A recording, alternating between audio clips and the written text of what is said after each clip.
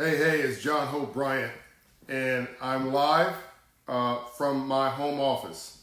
Because I've decided that my family and I will sequester. We will we will pull back and create distance for everybody else, particularly people who are vulnerable, like my mother, who is in great shape, but who doesn't need to be exposed to something that I may be immune to. Hey, Grant, checking in, and my love to your family.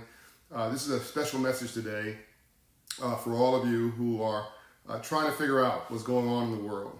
Some people have tried to ignore it for a while and say, well, that applies to somebody else. Many people said, well, I'm young and that doesn't apply to me. Wrong. Many people said, well, that's in China, so that doesn't apply to me. Hey, James, Joseph. Wrong. People said, well, that's Europe. That doesn't apply to me. Wrong.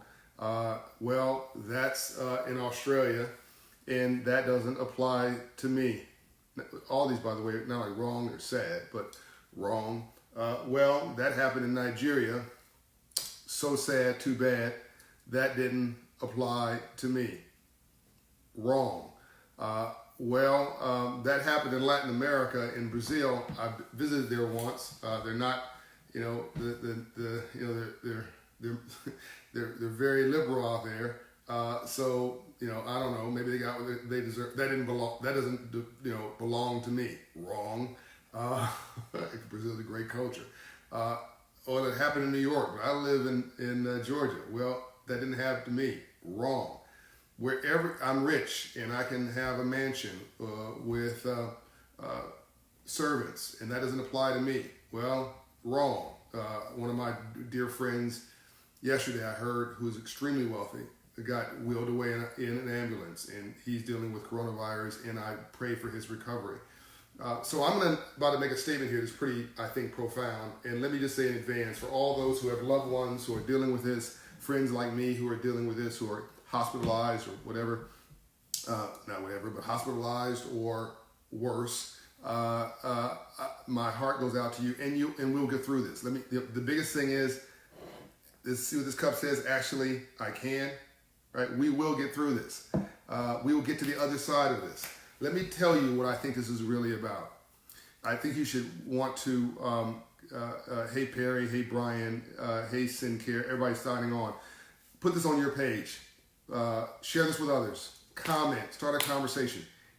This is what I believe this is really all about. Here's a silver lining in this horrible, devastating virus called coronavirus. Here it is. For the longest time, I'm going to start the easy stuff and then I'm going to escalate real quickly because I respect your time. For the longest time, I've been telling people that living from paycheck to paycheck is a problem. They said that's unfortunately a concern to the poor. For the longest time, my family, my wife, I've been saying, take care of your wellness, eat better, boost your immune system, take some curcumin and turmeric, take your vitamins, so on and so forth, eat better. I'll get around to it. For the longest time, I've been saying, look, this issue that most Americans don't have $400 in time of an unplanned event. I was like, yeah, but I got another paycheck coming. I got another contract coming. No big deal. Don't worry about it. I'll get around to it. I don't have to give that speech anymore because now it's relevant to everybody. Everybody understands that the important just became, unfortunately, urgent. And so I want you to take care of your health and your wellness every day. Get your immune system tight. Take those vitamins. Exercise every day. Keep your mind space in a good, positive place. By the way, none of this is the main message. This is just the warm-up act. This is going to be an 8-10 minute video. I want you to share it everywhere. I'm about to drop the mic. I want you to take care of your finances. Or get my other video updates. I've given specific detailed instructions on what to do with your finances during this time. By the way, it appears Congress has passed a stability package, which I think will help you. And I am proud to say I was part of designing part of that package, working with my colleagues on both sides of the aisle in Congress and the House, but mostly with the executive branch through Treasury. So God bless that we got that through, and I think that you'll be seeing this in your pocketbooks wherever you are. You will feel this in the next few weeks to get you over and through this period. Here's the drop the mic. You can tell your friends, just go to this part of this video if they're impatient, just go to this part of this video. Tell them exactly what the timestamp is. If they want to go to the meat of the matter, and then they can back and watch the rest of it. Here it is. You want to find meaning in this? What's the silver lining? I think God has been looking at us. Give me thumbs and thumbs down. Let me know. Make sure you're tracking me. I think God has been looking at us and saying, income inequality has been worsening, and you've done nothing about it. And God gave us free will. God gave us dominion over all other animals. God gave us consciousness. God expects us to behave like mature, responsible, loving human beings and to take care of all of his children. And when you get to the pearly gates, I think he's going to ask you two questions. What'd you do for the least of these, my children? And how you take care of my small planet? And the bonus question is, did you at least put soldiers for good, my little angels, your children, on this earth and give them the tools to be contributors in this society and not burdens? Because this is war. We're at war here between good and evil, between human evil and God's good. We're at war out here, even though there's no weapons on the battlefield. This is war, and the virus is at the moment trying to destroy your way of life. Back to the story. I think God is saying, I've noticed income inequality. You've done nothing about it. Politicians, the wealthy, the poor, we've been unconstructive in how we've dealt with it. I've seen wealth inequality widen for 30, 40, 50 years. You've done nothing about it. I've seen you bifurcate your economy between the urban cities that are thriving and the rural white communities, my rural white poor brothers and sisters who are struggling, and now they're rioting at the ballot box because they're frustrated, just like my black and brown brothers and sisters.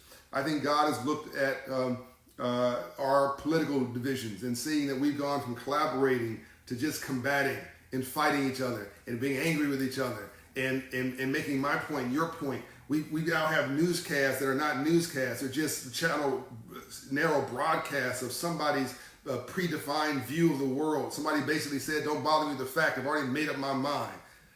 Don't bother me with the facts. I've already made up my mind. So now you have this newscast over here broadcasting people who already believe this. If this newscast here broadcasting these folks already believe that, reinforcing that negative view of whatever it is they think that's not the truth. You can't make up your own facts. But that's what we've been doing. I think God has been looking at us and saying you've got income inequality is widening and you're doing nothing about it. Wealth inequality widening and you're doing nothing about it. Political divisions widening and you're just fighting like children when I need you to be a role model. I think that God is looking at us and seeing racial divisions widening. This is the most intractable racial issues we've had since the civil rights movement, before the civil rights movement, and you're seeing anti-Semitism raising up all around the world, affecting my Jewish brothers and sisters. That is as scary as it's been since the days of the Holocaust and that idiot Adolf Hitler. And this is worldwide. This is not any place I'm talking about. This is worldwide of people acting and even saluting, unfortunately, this nutcase Adolf Hitler around the world. And worst of all, I think God looked up and he saw that we weren't taking care of his small planet. That the environment is literally burning up. That because of raising CO2 levels and levels of atmospheric heat as a result of how we treat the planet, you've got, to make this simple, your water levels are going to increase as the polar ice caps in other places melt prematurely. And then you won't be able to live and inhabit places that you love so much, like the beach where all of us were hanging out in Miami, where we should be at home, social distancing. What are we thinking? Why these young people believe they're immune to coronavirus? But we are not taking care of our small planet, and it's not 200 years off or 100 years off. Some of the irreversible pains that we have instituted, that we've implied, that we've ignored in our society are 20 years off. We've run into this train and we haven't self-healed. We have not done things to heal ourselves. And I think that the Lord Almighty God said, let me give you a reset. Not a reboot. He didn't want to kill us. He didn't want to devastate the world. He said, let me give you a chance. Let me give you a reset. And this thing is bad enough. You can't make this up. This is global. Whether you're black or white, rich or poor, conservative or liberal, Republican or Democrat, billionaire, millionaire, thousandaire, somebody trying to buy some air. It does not matter. This affects everybody. Wherever you are, this affects everybody. You can't hide in your mansion. You can't hide in your private plane. You can't hide in your private club. You can't hide in a hotel. You can't hide. You can't hide in the university. They're closed. You can't hide from this anywhere because it's everywhere. The only thing you can do is to try to do what everybody else is doing and actually follow some rules for a change, some universal rules, because what affects me affects you. Or as they say in South Africa, Ubuntu. I am me because you are you. That's what they say in South Africa. Ubuntu. I am me because you are you. So now we find ourselves, as the Bible suggested, interconnected. As Dr. King was suggested, part of the same cloth, weaved in the same fabric, intertwined in the same destiny. And so my destiny is now tied to yours. And now I can't socially mix for fear, not that's going to hurt me, it's going to hurt some senior citizen that I don't know. Or worse, my auntie, not worse, but more personal to me, my auntie or my mother that I do know, right? I'm talking to my mother by FaceTime, not real time, because I don't want her hurt in this whole situation. What's going to happen now is that all of our values post this, on the other side of this, are going to get reset. We're going to get through this. Right? One of the reasons I believe you're not getting tested is that the government's trying to make sure that you calm down before you get tested, so we don't have pandemoniums going into the hospitals.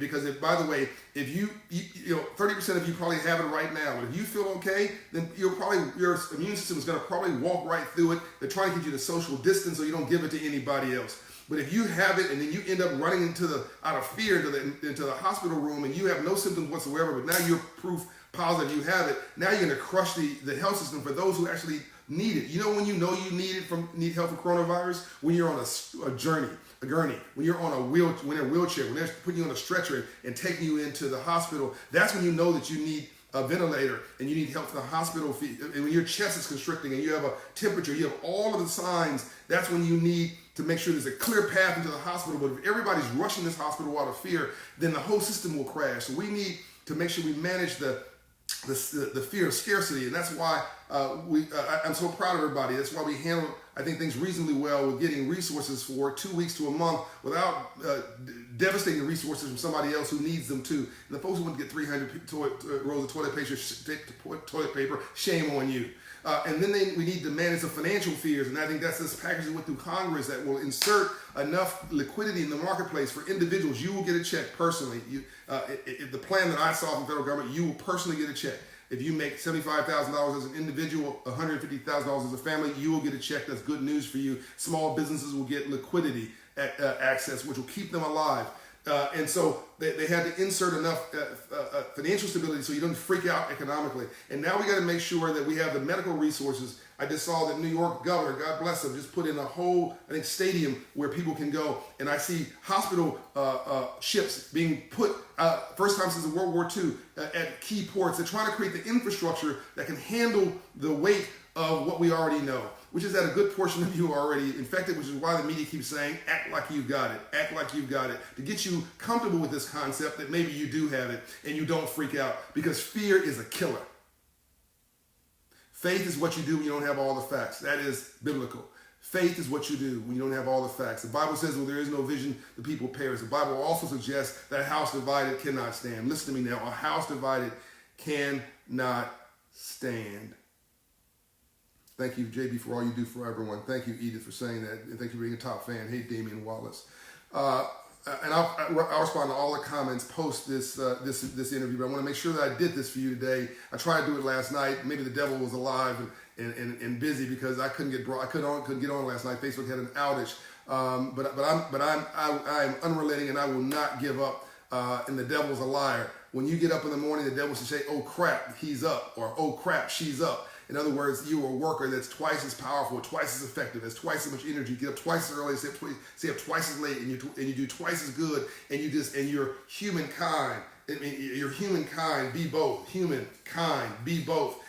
Pour love in this world. And we have a chance now to reset our values. So we're going to get through this. If 80% of people who get this, I believe, will walk right through this with at worst a common cold. Your immune system is strong. Make sure you don't give it to anybody else. So social distance for the next 2 weeks at least. Give the world a chance to heal so that we can get back to our economy. Then the economy won't crash, because I think we've got the stimulus in place to make sure. But there will be businesses that won't make it through this for a range of reasons, and we have to be there for them. And if you're an employee, I want you to go back to work, which is what I hope the stimulus is structured around. And so we'll have a chance with some rules in place to get back into society and re-engage with each other once again.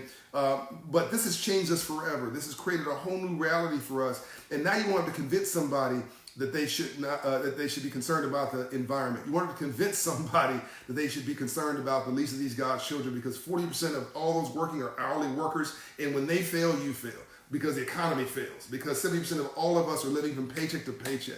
Everybody. It's not a black issue or a white issue. This is a green issue, and we're all connected to that in the United States of America, and we're all connected to the global economy, and now we're beginning to see that we're all interrelated. Are you understanding what I'm saying? If you are, please say amen. Give me a thumbs up. Share this video with others. Put this on your page. Send a message that this is a reset. And there's a silver lining here that all of our values now get to on the other side of this crisis, get to be reset in a more refined, more enlightened way. We get to rethink who we want to be when we grow up. You want to convince anybody that healthcare is important.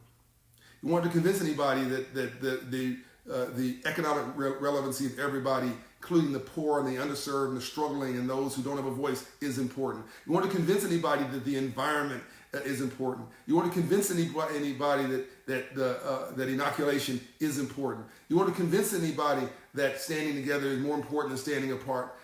All that silliness just goes away. I'm done. I want you to have hope.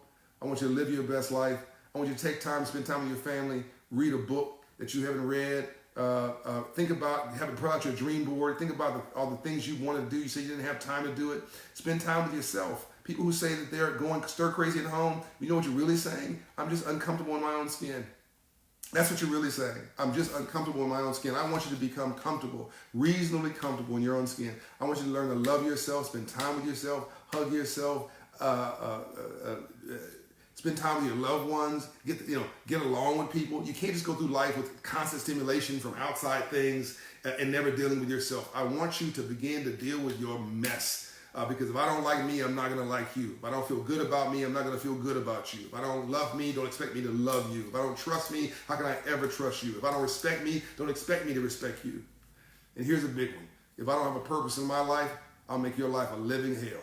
Whatever goes around, comes around. Charity starts at home, people. This is time for us all to pull together. This is a reset. God's given us a chance. He didn't kill us. He didn't devastate us. The universe didn't just collapse. It could have.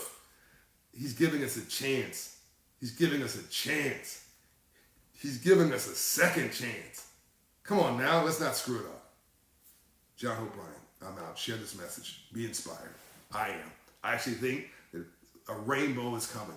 You cannot have a rainbow without a storm first. It's a scientific fact. You cannot have a rainbow without a storm first. So let's look for that rainbow. Let's not believe the haters. As somebody once told me, it's hard to get somebody to agree to the truth when the lie is paying their paycheck. Check that. It's hard to get somebody to agree to the truth when the lie is paying their paycheck. Well, now no one's paying a paycheck, so we get to redefine who's paying it and what's paying it. Let's make that the truth, and let's make us the truth, and let's live on hope. Let's live through hope, not fear. Let's live by giving, not getting. Let's live by being relationship-oriented versus transactional. Let's reimagine who we want to be. Let's grow up. Let's make smart sexy again. I'm out. John O'Brien. And go see my people at Operation Hope and let them reset your life. The services are free. We're responding to COVID-19, by the way. Hope Inside COVID, check that out. HopeInsideCovid.org. Tell all your friends all the services are free, and they're increasingly nationwide. John O'Brien. Thanks for all our partners who help us lean in.